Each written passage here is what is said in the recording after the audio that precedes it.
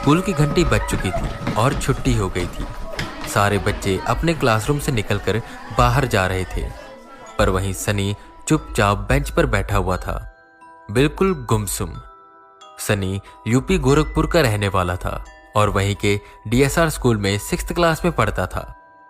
सारे बच्चे चले गए थे सिवाय सनी के। वो अभी भी बैठा बस क्लासरूम के दरवाजे की ओर देख रहा था और डर रहा था, ऐसे जैसे मानो वहां कोई खड़ा हो। उतनी देर में पियोन अंकल आए उस क्लासरूम का दरवाजा बंद करने।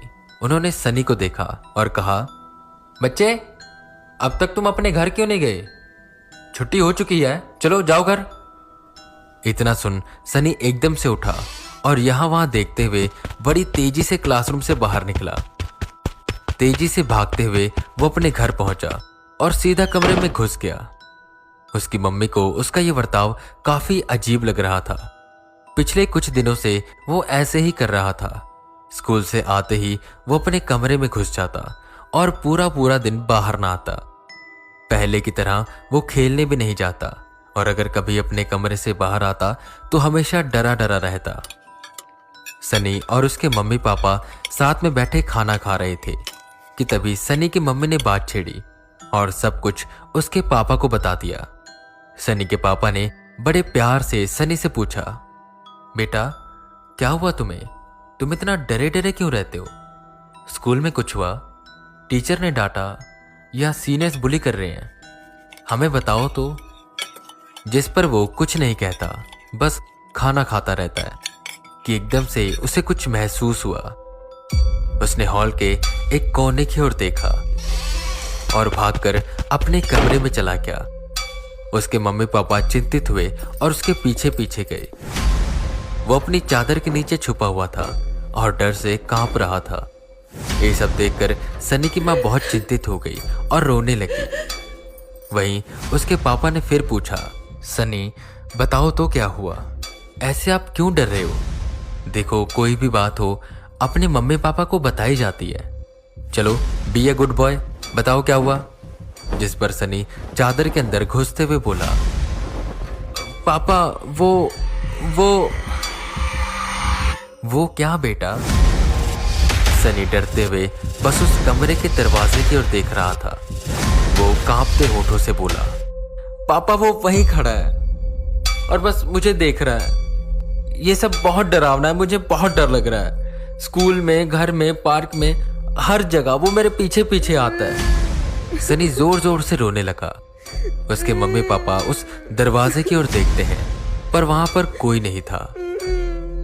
सनी वहां कोई नहीं है और कौन है जो आपका पीछा कर रहा है? सनी ने मुंह बाहर की ओर किया और बोला, अनिल। उसके पापा हैरान होते हुए बोले, क्या अनिल? पर कैसे? वहीं सनी की मम्मी उसके सर पर हाथ फेरते हुए कहती है, बेटा ऐसा नहीं हो सकता। अनिल आप जानते हो वो अब कैसे आ सकता है?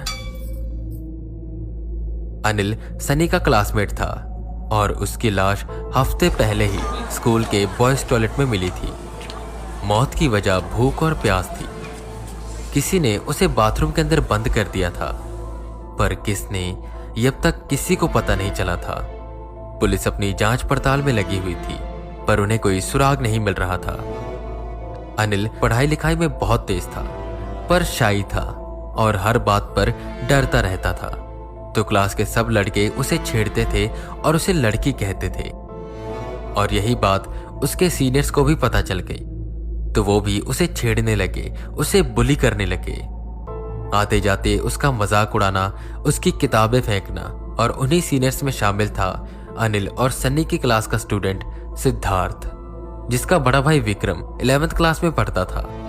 सिद्धार्थ जो कि हमेशा सेकंड आता था और अनिल से बहुत जेलस फील करता था। बचपन से ही हमेशा वो सेकंड आता रहा और अनिल फर्स्ट, जिससे उसे घर से भी डांट पड़ती क्योंकि उसके भाई बहन हमेशा फर्स्ट आते थे। बस एक सिद्धार्थ ही था जो सेकंड आता था और उसकी मम्मी उसी स्कूल में टीचर भी थी, जिससे सिद्धार्थ पर इस बात का प्रेशर और भी ज्यादा बढ़ जाता था। सिद्धार्थ अपने बड़े भाई के साथ मिलकर उसे बुली करता था और तंग करता था ताकि वो स्टडी पर ज्यादा ध्यान न दे सके और वो फर्स्ट आ जाए। अभी एग्जाम शुरू होने में कुछ ही दिन पड़े थे कि अनिल की लाश स्कूल के टॉयलेट में मिली, जिसकी वजह से काफी लोग शक के दायरे में थे। पर सोचने वाली बात यह थी कि सनी का इससे कोई लेना देना नहीं था, तो फिर अनिल उसका पीछा क्यों कर रहा था? हालांकि वो उसे कोई नुकसान नहीं पहुंचाता था, पर जहां जहां सनी जाता अनिल उसके पीछे पीछे जाता, बिल्कुल किसी साई की तरह। हफ्ता हो गया और सनी अब काफी डिस्टर्ब हो गया था। अपने घर में बैठे कभी कभी सनी एक दिशा की ओर देखता रहता और चिल्लाते हुए उस दिशा की ओर सामान फेंकता, चला जा यहाँ से, मुझे छोड़ दे अकेला, चला जा। और कभी क्लासरूम में किताबें फेंकता। सबने कहा कि उसे किसी डॉक्टर को दिखाना चाहिए, पर हर जगह से यही बात सुनने को मिली कि सनी बिल्कुल ठीक है। एक रात सनी सो रहा था कि तभी उसे एक आवाज आई। उसकी आंख खुली, उसने चादर से बाहर की ओर झांका तो ठीक उसके पिलो साइड पर अनिल मुंह नीचे किए हुए रो रहा था। सनी को बहुत डर लग रहा था। वो चिल्लाना चाहता था पर उसकी आवाज बाहर नहीं आ रही थी। सनी ने भागने की कोशिश की कि तभी अनिल ने अपना चेहरा ऊपर की ओर किया और एक हाथ सनी की ओर बढ़ाया। वो हाथ किसी रबड़ की तरह लंबा होता गया और उसने सनी को पकड़ लिया और अपनी तरफ खींचा। सनी के मुंह से कोई आवाज नहीं निकल रही थी, वो बस खींचता हुआ चला जा रहा था। अब सनी का चेहरा बिल्कुल अनिल के चेहरे के सामने था। अनिल की आंखें जो पूरी तरह से सफेद पड़ चुकी थी, चमड़ी पूरी पीली, और उसके मुंह से लगातार पानी गिरता जा रहा था। सनी, तुझे तो सब पता है, तू सच क्यों नहीं बता रहा? बता दे सच। इतना बोल अनिल जोर जोर से रोने लगा। सनी खुद को छुड़ाने की कोशिश कर रहा था कि तभी अनिल ने दूसरा हाथ उठाया और सनी का गला दबाने लगा। सच बता दे, सच बता दे, सच बता दे, वरना मैं तुझे मार दूंगा। अनिल जोर जोर से चिल्लाने लगा। सनी अपनी पूरी ताकत लगाता है पर वो कुछ कर नहीं पा रहा था। उसे अब सांस नहीं आ रही थी कि एकदम से उसकी आंख खुली। वो जोर जोर से हाँफ रहा था। चलो ये सपना था, वो सोच खुश हो रहा था कि तभी उसने देखा अनिल सन्नी के कमरे के एक कोने में बैठा बस उसे देखते हुए रोए जा रहा था। एक पल तो सनी को उस पर बहुत तरस आया, पर खुद वो बहुत ज्यादा डरा हुआ था तो वो चुप करके सो गया। पर अब रोज रात को ये सब होने लगा। अनिल उसके सपने में आता और कहता कि सच बता दो, ऐसे जैसे मानो सनी को बहुत कुछ पता हो पर वो बता नहीं रहा। अब धीरे धीरे कर अनिल उसके और करीब आने लगा और यह एहसास सनी को बहुत ज्यादा डराता था। अब पूरी पूरी रात अनिल उसके बगल में बैठा बस रोता रहता। उसकी मम्मी ने उसे बहुत जगह दिखाया पर कोई फायदा नहीं हुआ। हर पंडित और बाबा अपने हाथ खड़े कर देते। उनका कहना था कि यह आत्मा बहुत शक्तिशाली है। एक तो इसकी उम्र बहुत कम थी और दूसरा इसकी मौत बहुत दर्दनाक तरह से हुई है। सनी के मम्मी पापा कुछ समझ नहीं पा रहे थे। वो अपनी तरफ से पूरी कोशिश कर रहे थे और वहीं अनिल अब सनी को नुकसान पहुंचाने की कोशिश करने लगा था। यहीं एक शाम सनी बैठा टीवी देख रहा था कि छत पे लगा पंखा अपने आप खुल गया और सीधा नीचे गिरा।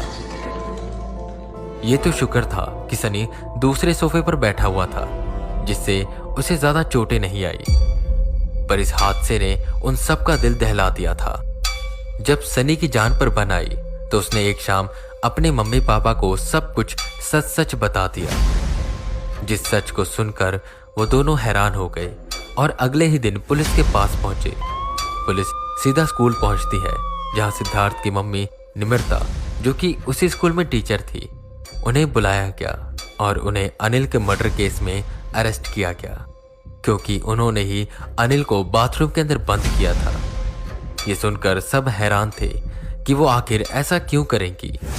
जिस पर वो अपना गुनाह कबूल करती हैं और कहती हैं, मैं मानती हूं मैंने उसे बाथरूम में बंद किया, पर मेरा मकसद उसे मारना नहीं था। मेरा बेटा सिद्धार्थ दिन रात मेहनत करता था, पूरी पूरी रात पढ़ता था, बस फर्स्ट आने के लिए। पर हमेशा वो अनिल फर्स्ट आ जाता था।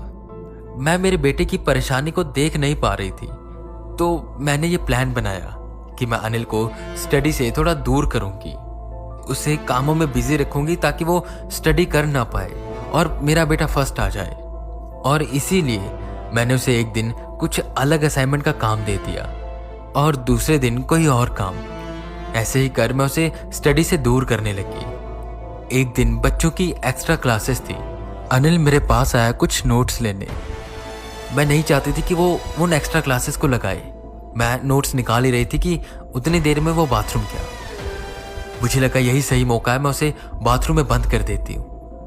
जब वो क्लासेस ओवर हो जाएंगी तब मैं दरवाज़ा खोल दूंगी और कहूँगी कि शायद पियोन ने गलती से बंद कर दिया होगा। और मैंने ठीक ऐसा ही किया। जैसे वो बाथरूम में गया मैंने बाहर से कुंडी लगा दी। पर उसके बाद ऑफिस के कामों में मैं इतनी बिजी हो गई, काम करते करते शाम हो गई और मुझे लेट हो गया, तो मैं अपने घर चली गई। उसके बाद 2 दिन की छुट्टी थी और पियोन भी छुट्टी पर था। स्कूल में कोई भी नहीं गया। जब तीसरे दिन स्कूल खुला और सुबह उसकी लाश मिली, तब मुझे एहसास हुआ कि मुझसे कितनी बड़ी भूल हो गई। मैं ये कैसे भूल गई कि मैंने उसे बाथरूम में बंद कर दिया था। मेरा मकसद उसे मारना नहीं था, बिल्कुल भी नहीं। वो जोर जोर से रोने लगी। वहीं सनी भी खड़ा था, जिसने ये सब होते हुए देख लिया था। हुआ यूं था, जब वो टॉयलेट के दरवाजे पर कुंडी लगा रही थी, तब सनी वहीं से गुजर रहा था और उसने उन्हें कुंडी लगाते हुए देख लिया था। पर उसे तब समझ नहीं आया कि वो ऐसा क्यों कर रही है। पर जब वहां अनिल की लाश मिली और ये पता चला कि किसी ने उसे बाथरूम में बंद कर दिया था, तब सनी को पता चला कि ये नर्मदा मैम का काम है। पर वो डर कर बता नहीं पा रहा था, क्योंकि वो एक टीचर थी और सनी एक स्टूडेंट। उसे लगा उसकी बात पर कोई भरोसा नहीं करेगा। पर आखिर में नम्रता को सजा मिली और अनिल को न्याय। इसके बाद कभी भी सनी को अनिल नहीं दिखाई दिया। कुछ वक्त के बाद सनी ने स्कूल चेंज कर दिया, पर ये यादें वो कभी भी नहीं भुला पाया और शायद भुला भी नहीं पाएगा। हर आत्मा बुरी नहीं होती, कई जबरदस्ती इस दुनिया में फंस जाती हैं और बस इंतजार करती हैं उसका जो उसे न्याय दिलाएगा और उसे मुक्त करेगा।